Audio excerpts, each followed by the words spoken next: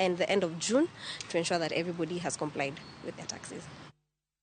Jimoyo alufachiel mano jote puodho mar Maweni settlement scheme Mtwapa County ma Kilifi koro dwane piny owacho chung chenro mar chiwo boke mag lope kata title deeds ne jodak e alworano nyaka tim nonro matut. Maendi koni en bang' yango ni kwan atamalo maduong' mag jogo mano chwal nyingegi e migawo mar lope mar yudo bokego ok gin kata jomodak e alworano kendo jogo mosedak kanyo monego bed ni yudo bokego ema koro nyingegi onge.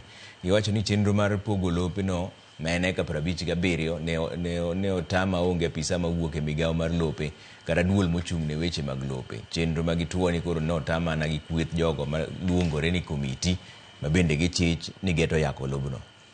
Baadhi ya viongozi ambao nilikuwa nawauliza, sasa mimi nimesikia titles zinakuja, na titles kama zinakuja na hao watu hatujaonyeshwa list, hatujapata allotment letters na hatujapewa namba yoyote ya kuonyesha kwamba sisi tutaweza kupata haki ya hii shamba. Kila mtu atajua mahali pake ni gani. Sasa hii kitu itakuwa vipi? The list you were given was not the genuine list of the Maweni squatters.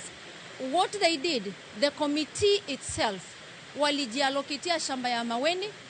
Unapata committee member mmoja akona plot zaidi ya 50, lakini majina yenye ameandika ni majina ya marafiki zake, familia yake, na watu wengi walipewa plot za Maweni hata hawajui Maweni iko wapi. Who mandated this committee to do allocation?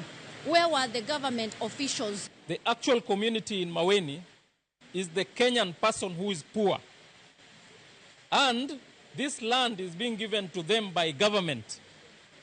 It cannot be true, or we cannot allow a situation where government officers within Kilifi County are going to take land that belongs to the poor.